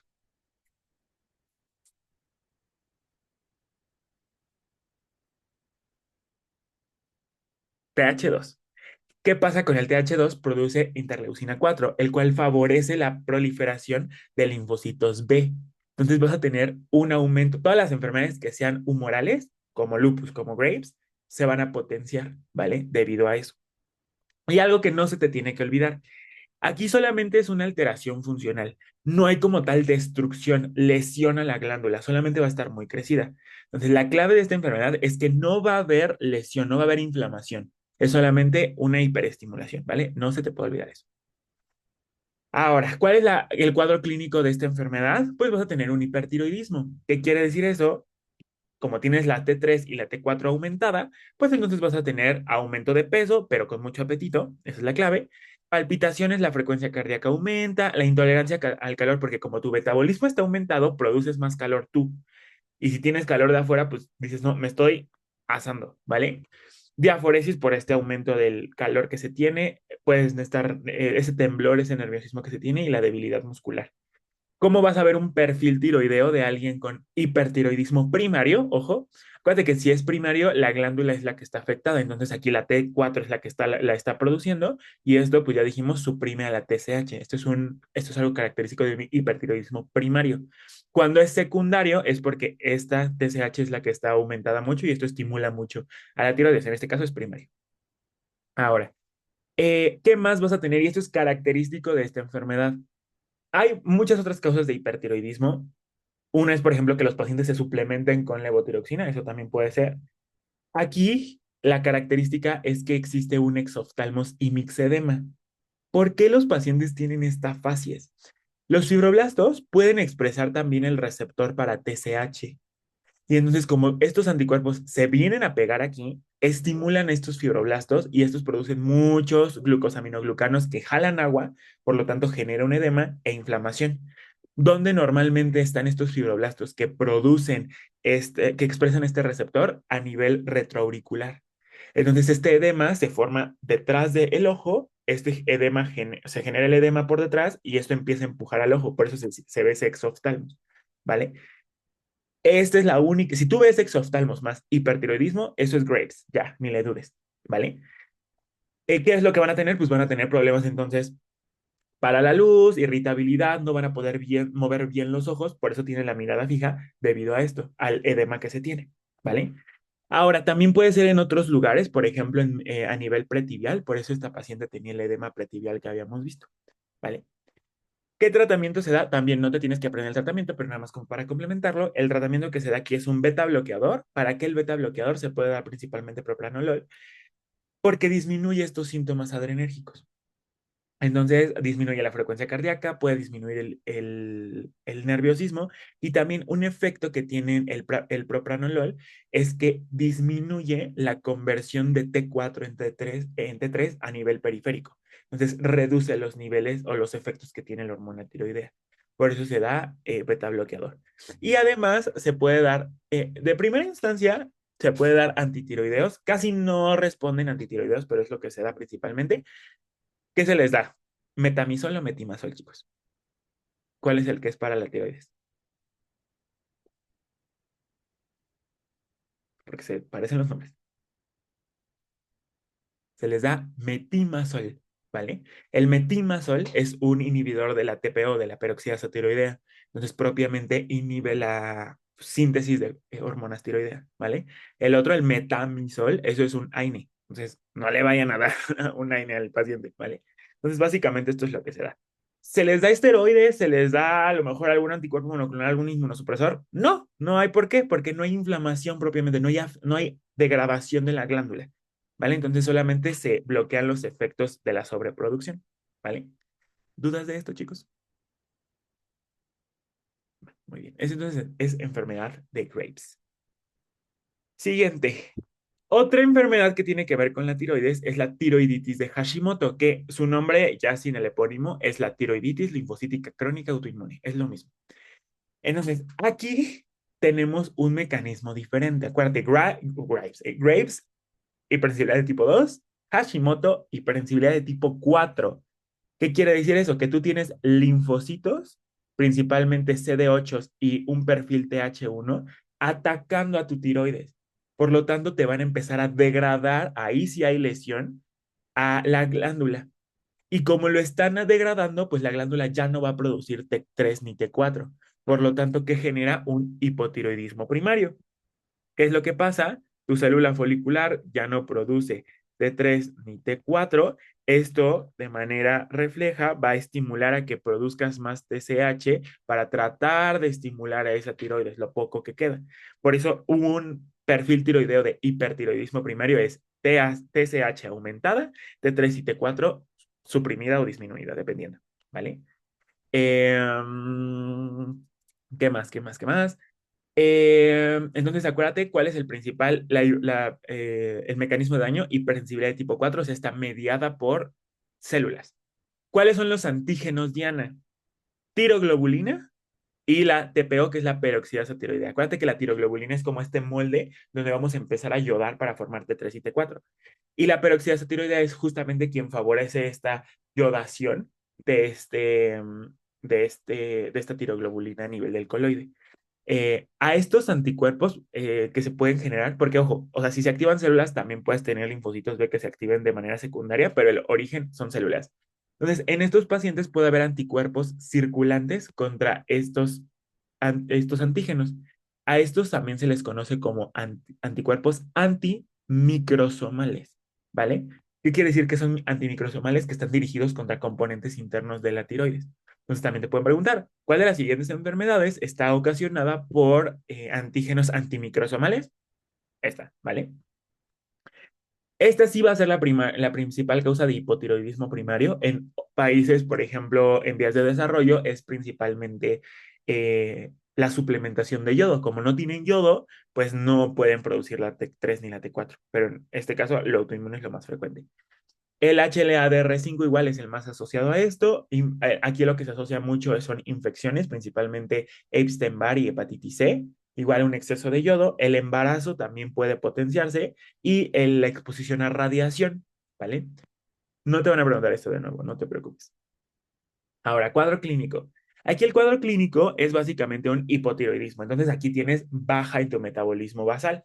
O sea, vas a tener fatiga, intolerancia. Ahora, al frío, esta es la palabra que luego les gusta poner. Si te ponen intolerancia al calor, ese es hipertiroidismo, Graves. Si te ponen intolerancia al frío, eso es Hashimoto 4, tipo 4. van a aumentar peso, aunque esto vemos, porque en realidad el aumento de peso en pacientes que tienen hipotiroidismo, muchos le echan la culpa a la tiroides y dicen, no, es que es mi tiroides. El aumento de peso es menos del 10%, ¿vale? O sea, que se debe propiamente a la tiroides. Van a estar estreñidos, la piel se va a sentir muy seca, se les quiebra el cabello y se les cae, ¿vale? Pueden tener depresión, bradipsique, también como que andan muy lentos, ¿vale? Eso es clásico del hipotiroidismo. El perfil tiroideo, ¿cómo va a estar? Baja T4, porque pues, no producen T4, y mucha TSH porque trata de como que estimular a la tiroides, ¿vale? Existe algo bien interesante que se llama hashitoxicosis. ¿Qué es esto? Básicamente es, como tú al inicio de la enfermedad vas a empezar a atacar a tus células, estas células, pues cuando se degradan, liberan ahí a las hormonas que tienen guardadas. Entonces, al inicio hay un aumento transitorio de la T3 y la T4. O sea, como que al inicio tienen datos de hipertiroidismo, pero después se les quita ¿cómo se llama? Después se les quita porque pues ya se degradó todo y ya no tienen esas reservas. ¿Cómo vas a diferenciar? Esto no te lo van a preguntar, pero como un dato clínico, ¿cómo tú diferencias entre una hashitoxicosis de un hipertiroidismo propiamente? Porque cuando tú haces ese gamagrama que vimos, en el hipertiroidismo, tú vas a ver mucha captación. Esto quiere decir que la glándula está súper activa y produciendo propiamente esa hormona. En el caso de la hashitoxicosis, no va a haber captación, porque propiamente esa hormona se libera de lo que ya tiene adentro formado. Por eso hay un aumento leve. No es porque esté formando más. ¿Vale? Entonces, esa es la diferencia. ¿Qué tratamiento se da? Se da levotiroxina, que es un análogo a la T4. Aquí, obviamente, bueno, hay datos, no te lo van a preguntar, pero nada más como datos curiosos. La levotiroxina depende cómo tú la vayas a iniciar. Se puede iniciar desde 1.6 de 1.2 a 1.6 microgramos kilogramo día. O sea, si un paciente pesa, por ejemplo, 80 kilos, tú lo que haces es justamente estar multiplicando 1.6 por 80 y eso ya te da la dosis del día. Se toma una vez al día, preferentemente en las mañanas y en ayuno, ¿vale? Muchos pacientes, el que no progre o no sean respondedores es porque muchos se esperan a comer algo para tomar sus pastillas. Y eso no. Estas siempre se toman en ayuno porque lo ácido favorece a que se absorban, ¿vale? ¿Cuándo se va a, o sea, importante, el seguimiento de esta enfermedad, tanto de Graves como de Hashimoto, se da con la TSH. Tú lo que buscas es que esta TSH se normalice. Si tú la tienes muy elevada, quiere decir que no lo estás suplementando adecuadamente y le tienes que subir la dosis. Si la tienes muy baja, es que ya te pasaste y entonces le tienes que bajar la dosis, ¿vale? Entonces, esta va a ser nuestro principal marcador para el seguimiento, ¿vale? ¿Dudas, preguntas, chicos, de tiroiditis de Hashimoto? ¿No? Perfecto, muy bien.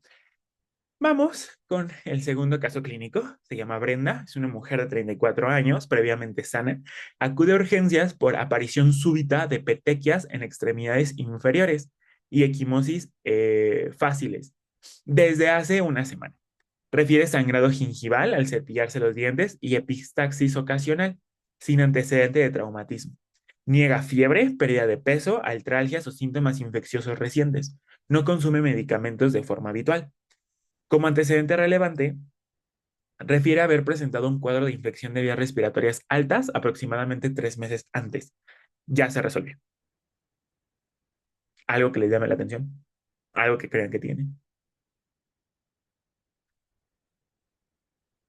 ¿no?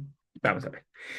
A la exploración física se encuentra hemodinámicamente estable, se observan petequias generales, esto de aquí son las petequias, generalizadas, perdón, en miembros inferiores y equimosis en brazos, o sea, tiene un buen de moretones, básicamente. No hay linfadenopatías ni esplenomegalia. No se identifican datos de sangrado activo grave. Los estudios de laboratorio muestran, tiene 18.000 plaquetas. ¿Eso está bien o está mal, chicos? ¿Cuánto es lo normal de plaquetas que alguien debe de tener?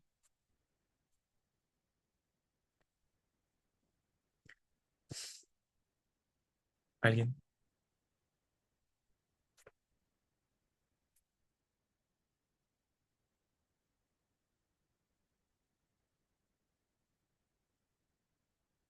Espérenme.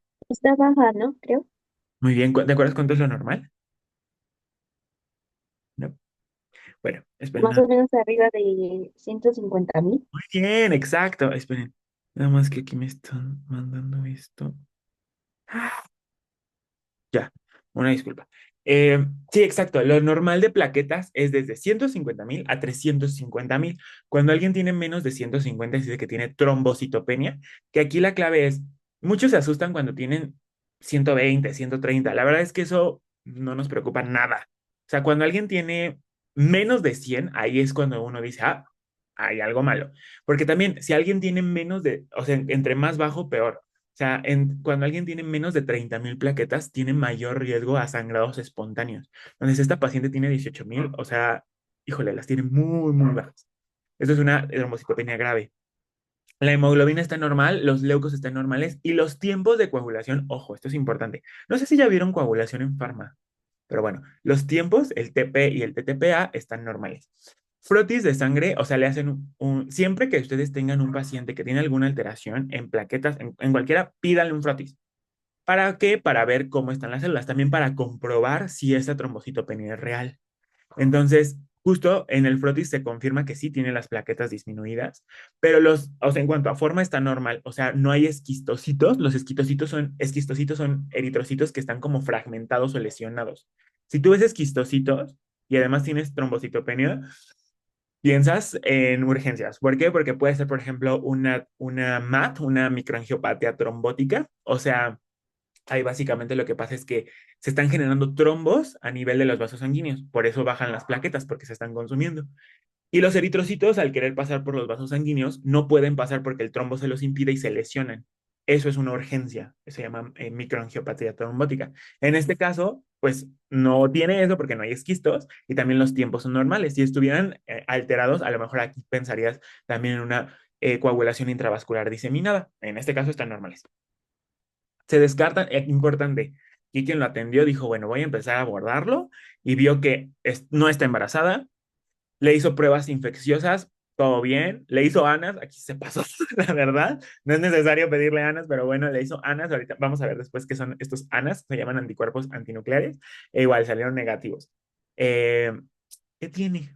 Bueno, pues lo que tiene se conoce como bueno, el nombre correcto es trombocitopenia inmune primaria, una TIP.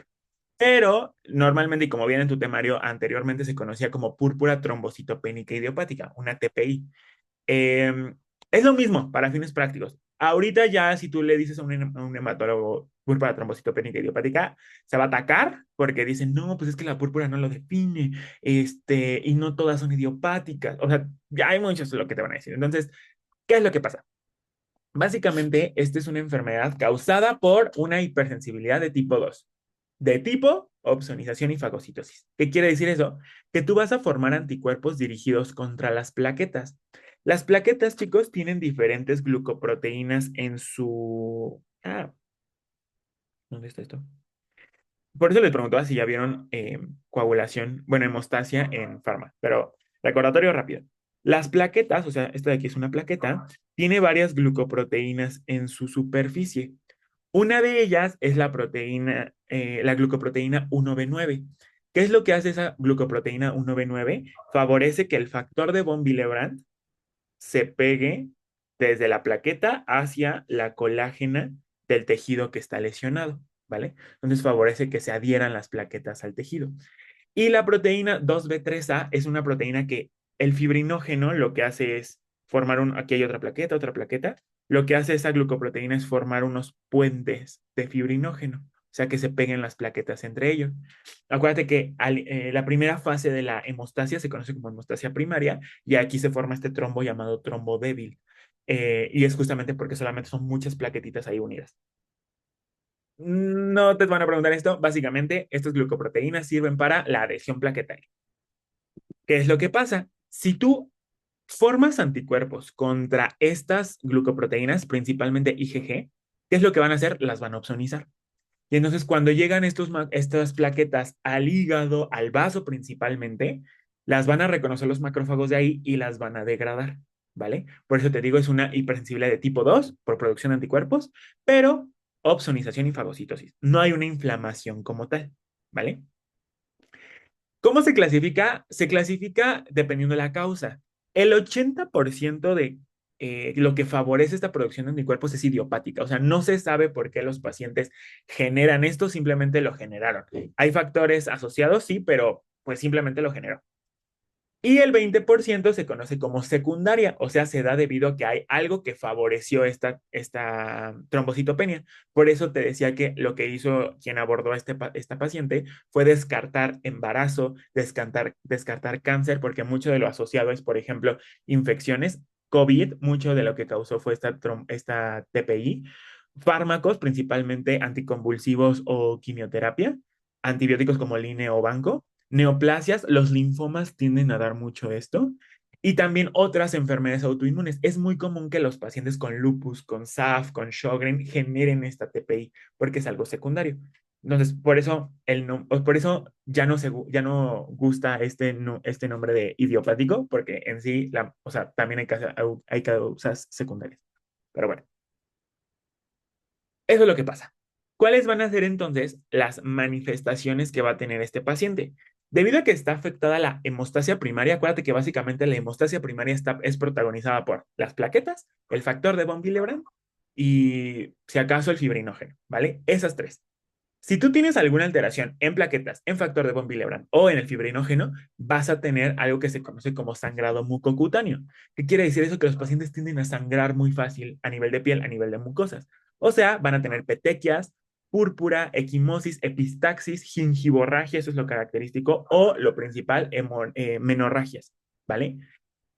Eso es como lo principal. Hay muchas otras causas que te pueden dar esta trombocitopenia inmune primaria. Propiamente que el paciente tenga trombocitopenia por otras causas, por ejemplo, que tenga algo que se conoce como enfermedad de von Willebrand, que es que el factor de von Willebrand o está deficiente o no funciona o no se produce, eh, entre otras cosas. Entonces, este diagnóstico siempre es de exclusión importante, ¿vale? ¿Qué tratamiento se da?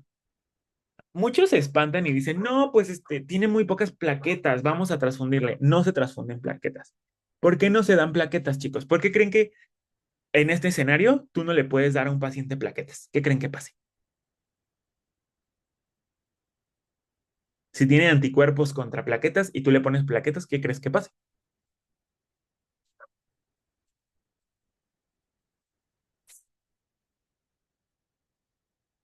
Pues ¿No? no le serviría porque de todas formas los seguiría pues, matando, ¿no? Exacto, no va a servir de nada. Entonces, como tal, a estos pacientes no se les transfunde plaquetas a menos que tengan menos de 30,000 plaquetas y estén sangrando. Ahí sí, en esos escenarios sí se les da, porque pues, está sangrando. Pero si no, no te alarmas, ¿vale? Estos pacientes, de hecho, hasta se pueden tratar de manera ambulatoria, no es necesario que se tengan que internar, ¿vale? Ahora, te decía, esto es un diagnóstico de exclusión, vas a considerar otras causas, no a todos, porque muchos piensan que también una cosa que les tienen que hacer es pedirles aspirado de médula ósea. No, hay muy pocas indicaciones de aspirado de médula ósea en estos pacientes. Uno de ellos es que sean refractarios al tratamiento, que tengan trombocitopenia grave que no responde, que tengan una presentación atípica. Eso sí, a lo mejor ahí sí son como criterios para ser aspirado, pero normalmente no se hace aspirado. Ahora, ¿qué se les da? Uno, se les da esteroides. Tienes anticuerpos, estás activando tu respuesta contra algo, pues la vas a pagar. Entonces, si les vas a dar esteroides, les puedes dar bolitos de prednisona o de metilprednisona. Esta inmunoglobulina intravenosa es muy buena, lo que hace justamente es evitar, o sea, es una inmunoglobulina, bueno, es un anticuerpo que se pega a los anticuerpos del cuerpo. Entonces, básicamente te depleta de anticuerpos que están circulando en sangre y no deja que se peguen. Otras son agonistas de la trombopoyetina. Básicamente, el más común es el trombopag. El trombopag lo que hace es que tú produzcas más plaquetas. Rituximab también ayuda porque lo que hace es ¿alguien recuerda para qué es el rituximab o contra qué va dirigido? El rituximab es un anticuerpo monoclonal anti-CD20. Entonces, lo que hace es depletarte de linfocitos B. Elimina tus linfocitos B para que no produzcas más anticuerpos y pues no estés con la trombocitopenia. Y otro de los tratamientos que también es efectivo, si esto es refractario, es la esplenectomía.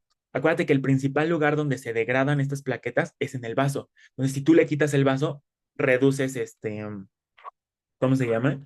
La degradación plaquetaria. De hecho, durante el abordaje de esta TPI, para ver si es TPI no es otra cosa, lo que hacen es hacerle estudio de imagen a los pacientes para ver que no tengan un vaso accesorio, porque es muy común que los pacientes tengan un vasito por ahí chiquito extra y por eso degradan más. Entonces, por eso la esplenectomía puede estar indicada. ¿Cuál es el tratamiento? ¿Cuál es la meta de estos pacientes? Con que tengan arriba de 30,000, ya la hicimos. Hay pacientes que viven con 70, que viven con 50 y para ellos está bien, mientras no sangre, pero la clave es tenerlos arriba de 30,000. ¿Dudas, preguntas, chicos, de la púrpura trombocitopénica autoinmune? ¿No? Perfecto. Siguiente caso. Igual, de hemato. Es que acabo de repasar hemato para Leonard, por eso ahorita estos temas me gustan mucho. Dice, Rocío, mujer de 56 años que acude a consulta por fatiga progresiva, disnea de medianos esfuerzos y palpitaciones de varios meses de evolución. Refiere además parestesias en manos y pies, sensación de torpeza al caminar y dificultad para concentrarse. Niega sangrado evidente. Como antecedente personal, tiene diagnóstico de tiroiditis de Hashimoto desde hace 10 años, en tratamiento con levotiroxina. ¿Qué es lo que podemos ver? Es una paciente que tiene fatiga, disnea y palpitaciones. ¿A qué te suena esto? Cuando alguien llega con fatiga, se ve muy pálido, le cuesta respirar, le late rápido el corazón, ¿qué dices que tiene? Luego, luego. Anemia, ¿no? Entonces anda con datos de anemia. Eh, además, lo curioso de esta anemia es que además se correlaciona con parestesias, o sea, como hormigueos en manos y pies. Tiene problemas de la marcha. Bueno, la parte neurológica pues también es evidente vamos a ver ahorita el por qué. Eh, no está sangrando y además tiene antecedentes de enfermedades autoinmunes, ¿vale? Entonces, va. La exploras y vas a ver que tiene, está pálida, está ictérica, o sea, se ve un poquito amarillita. Está su lengua roja, lisa y dolorosa, o sea, tiene inflamación de la lengua y de la mucosa oral, a eso se le llama glositis. Además, tiene esta inflamación de esta comisura labial, a esto se le llama queilitis angular, ¿vale? Le haces un examen neurológico y tiene disminución en la sensibilidad vibratoria de extremidades inferiores. Y además, pues sí, tiene alteraciones en la marcha. La exploras, ves que no tiene esplenomegalia, porque es algo que hay que descartar. Y pues también le pides una biometría hemática. ¿Cómo está la hemoglobina, chicos?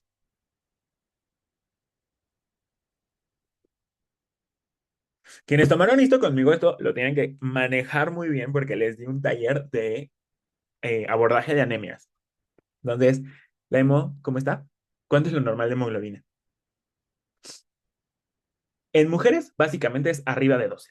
Entonces, tiene 8,9 disminución en hemoglobina, a eso se le considera anemia, ese es el criterio. El volumen corpuscular medio está alto, lo máximo es 100. Entonces, ¿cómo se le llaman las anemias que tienen volumen corpuscular medio elevado, chicos?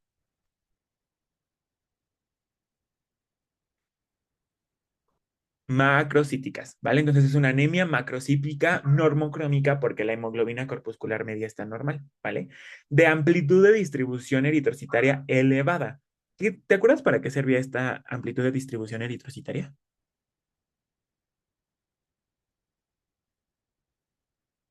Va. O sea, esto es lo que mide básicamente es qué tan diferentes son tus eritrocitos en tamaño uno del otro. Normalmente esto tú lo ves en el microscopio, en el frotis, y ya si ves eritrocitos chiquitos, eritrocitos grandes, ahí dices, sí, tiene una anisiocitosis. Pero en el laboratorio, ¿cómo lo ves? Con esta amplitud. Si está muy marcada la amplitud, quiere decir que sí son muy diferentes uno de otro. Lo normal es hasta 15. Entonces tiene 20, tiene una amplitud elevada. O sea, tienes eritrocitos chicos, eritrocitos grandes. Leucos y plaquetas están disminuidos, o sea, no nada más estás afectando tu serie roja, también hay una disminución en plaquetas y en leucos. Reticulocitos bajos. Acuérdense que las anemias, nosotros medimos los reticulocitos para ver si es regenerativa o arregenerativa. Si están elevados o normales los reticulocitos, quiere decir que sí está funcionando tu médula ósea y entonces el problema es más periférico. Hay algo que te los está degradando. En este caso, como están bajos, quiere decir que no se están produciendo bien. O sea, no tienes algo que estimule a tu médula para que produzca células.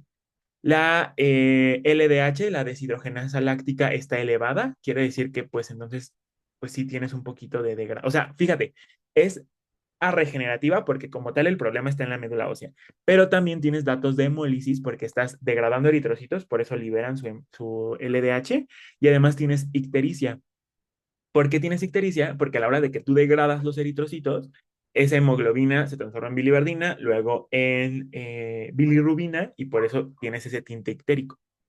Le haces un frotis y ves que hay macrocitos, o sea, células muy grandotas, lo cual tiene lógica porque ya dijimos que el volumen está aumentado, y neutrófilos hipersegmentados. ¿Alguien recuerda cuánto es lo normal de lóbulos que puede tener un neutrófilo?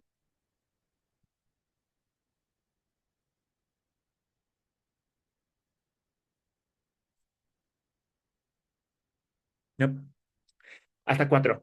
Cuatro, si tienen más de cinco, ahí depende el porcentaje, o más de seis, pero básicamente cinco o más ya no está bien, ¿vale? Vean aquí cuántos tiene. Tiene uno, dos, tres, cuatro, cinco, seis, siete, ocho. O sea, eso no está nada bien, ¿vale?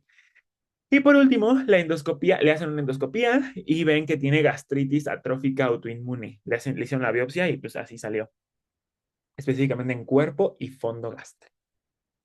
¿Qué es lo que tiene esta paciente? Bueno, esta paciente tiene algo que se conoce como anemia perniciosa.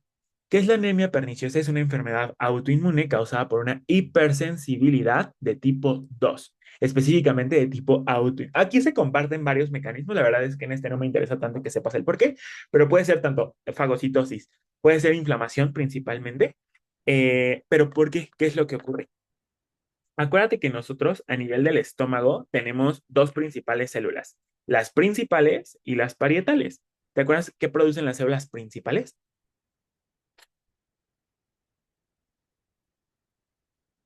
El pepsinógeno.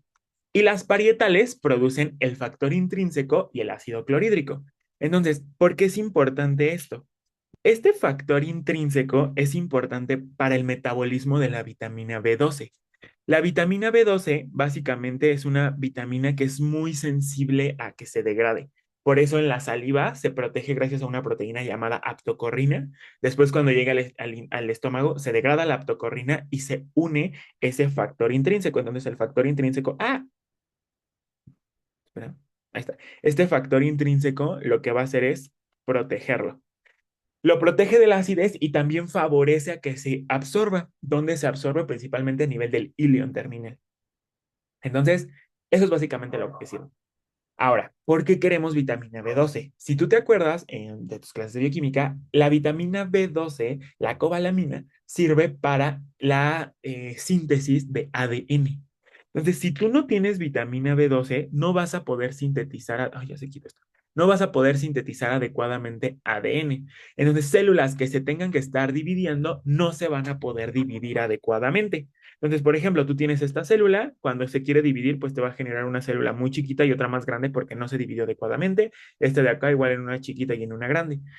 ¿Qué va a traer entonces? Problemas en la diferenciación celular. Por eso tienes anemia, porque no estás dividiendo, no estás generando adecuadamente células. Por eso dijimos que era regenerativa. Dos, tienes células muy grandotas. Por eso salían los macrocitos, el volumen de distribución, la amplitud de distribución eritrocitaria está elevada, el volumen corpuscular medio elevado, porque vas a tener eritrocitos muy grandotes a la hora de que se dividieron. Por eso los neutrófilos te salen hipersegmentados, porque cuando se quiso dividir ese neutrófilo no lo pudo hacer y nada más se segmentó. Entonces, a esto, cuando hay una anemia debida a deficiencia de B12 o de B9, que es el ácido fólico, a eso se le llama anemia megaloblástica, porque tiene células muy grandotas, ¿vale? ¿Dudas de esto? Va. Ahora, hay muchas causas de anemia megaloblástica.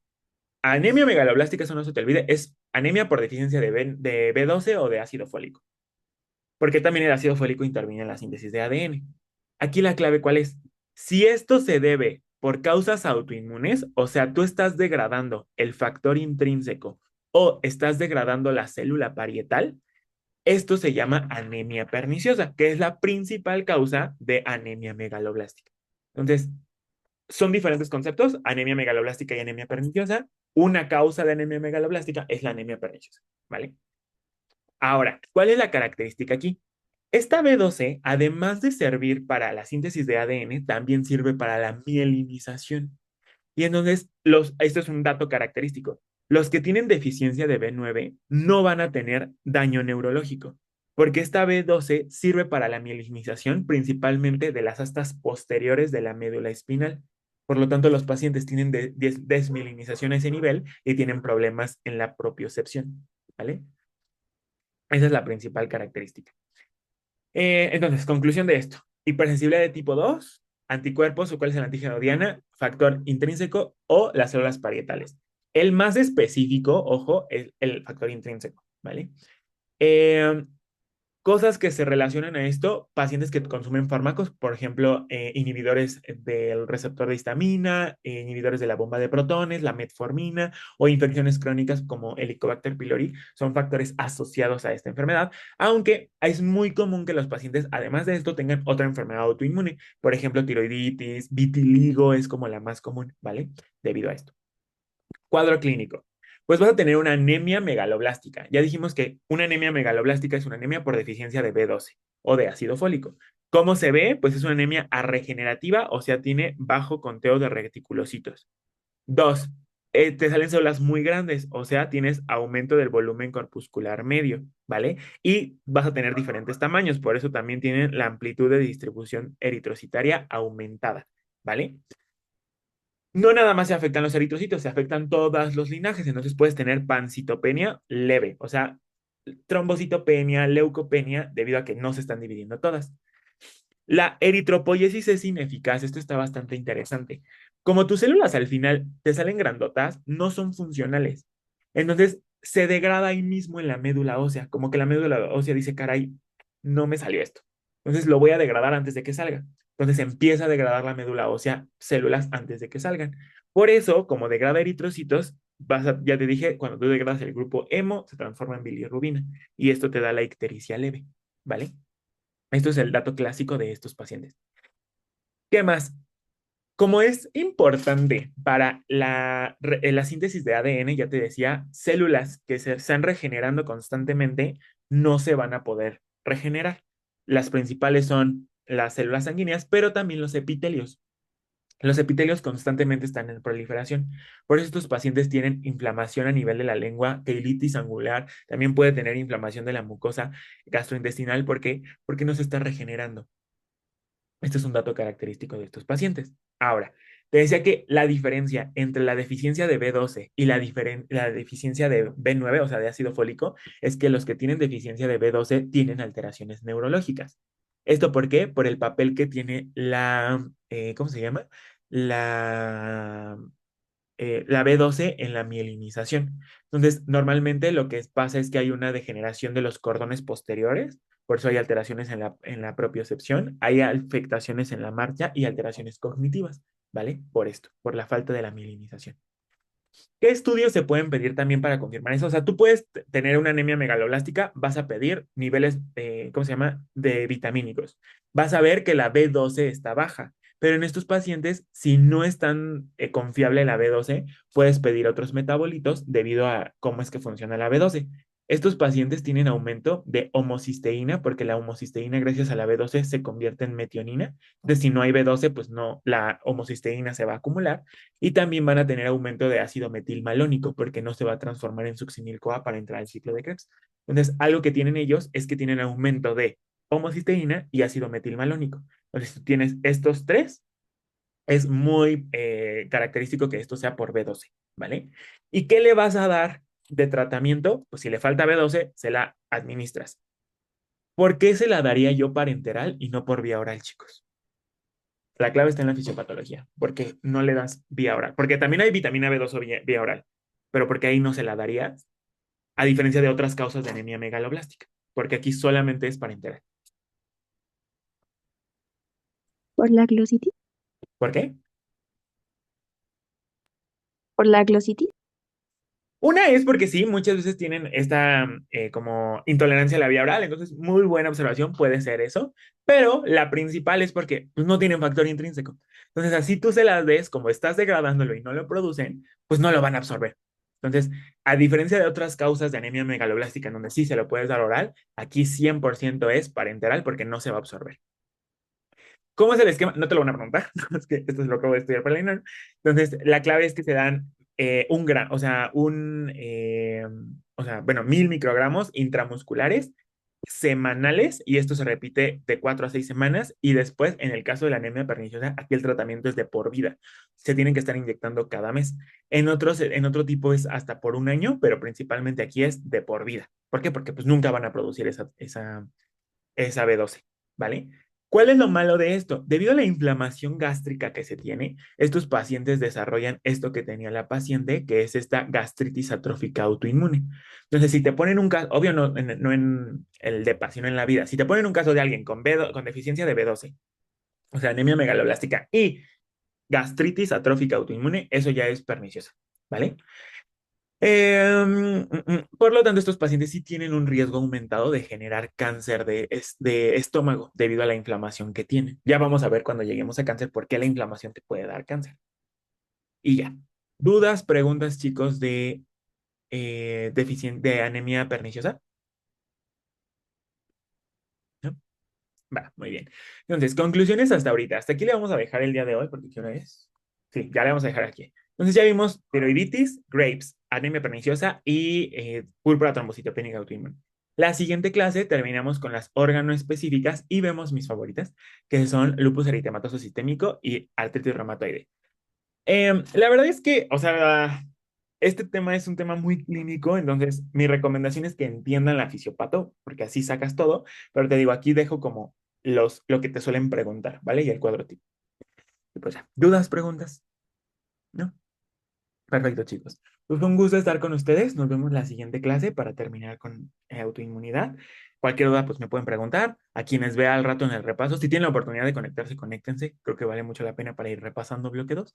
Pero bueno, nos vemos a las 6, a quienes vean el repaso y a quienes no, pues nos vemos el siguiente sábado. Ya, perdón, ¿ya no tienen depas en sábado? ¿O todavía siguen con su bombardeo de depas? Tenemos el... Todavía. ¿Ya no? Solo falta uno, el de Ay, pues entonces nos vemos el domingo, ¿vale? Entonces nos vemos el domingo o a ver si la podemos tener antes, o sea, a lo mejor entre semana, y ya el domingo podemos empezar con otro tema si quieren. Les pregunto por el chat si quieren, ¿vale? A ver, aquí me preguntaron algo. El repaso de ayer, ¿dónde lo podemos ver? Ah, el repaso se los voy a subir al canal de Zoom de Bloque 2. Todavía no se sube porque está pesadillo, pero sí, ahorita se sube. Y pues bueno, chicos, nos vemos, cuídense mucho. Gracias. Gracias, Doc. Bye.